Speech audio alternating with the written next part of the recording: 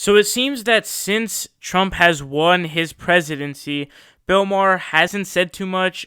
He did an interview today or yesterday that was titled Bill Maher Breaking a Silence on the Trump presidency or whatever, something to that notion. Basically, he's kind of flabbergasted at what happened. And I guess he didn't talk too much because he was still digesting it, or he was kind of embarrassed, I guess, to come out about it. But we got some quotes here for you for what he said. He said, quote, "The appointments are from opposite land," he said. "For education, somebody who doesn't believe in public education. Ben Carson, for example, Surgeon General, maybe because he was a surgeon. No, housing, because what? He lives in a house? He's just fucking with people. Same thing with Romney. Just wanted to fuck with them. Just wants to fuck with us." Okay, so this seems to be a very interesting quote to me because what the logic used in the beginning, it seems to be true to me in my opinion, because it is a good point. Why is a surgeon who hasn't really ever had any experience with housing being head of housing? Now, also there's the person who is for the head of the education, literally not for public education, which is what the majority of kids in America go through, public education.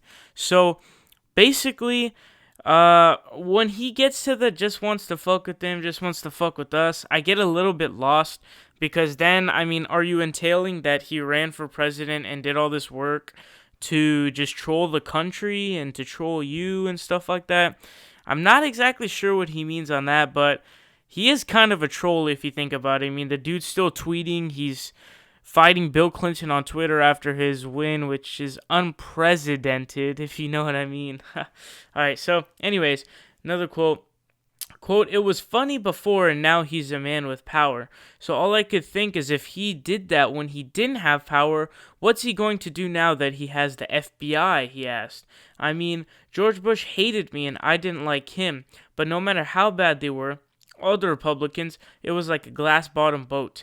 I'm looking at those sharks, but they can't really get me. And now I feel like the shark can get me or anybody."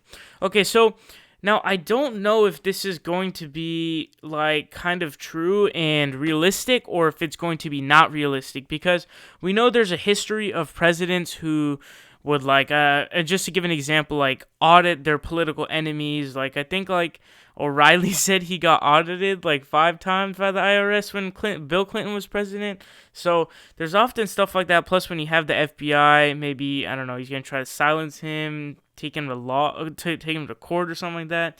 I know that he tried suing him for something. And you could make an argument for that for sure, because you could say, oh, Trump has said he wants to open up the libel laws, and, you know, he's a big buffoon. He's a fucking sensitive piece of shit. He can't, like, not respond to people. He tweets at people after being the president-elect of the United States, the strongest position in the world, most important, most powerful. So you could definitely make an argument for that. But I just... it is interesting because it is something that is unprecedented. We haven't seen really before, and the point he makes is kind of true to at least concede somewhat. So I don't have a super stark position, but I do think that what he's saying is a majority correct. Now, I think that those kind of Republicans are not, like, Trump is not the standard Republican that we're seeing, and that comes with its benefits and its negatives. So, for example, I mean, if we had Mitt Romney, the douche would just repeal Obamacare.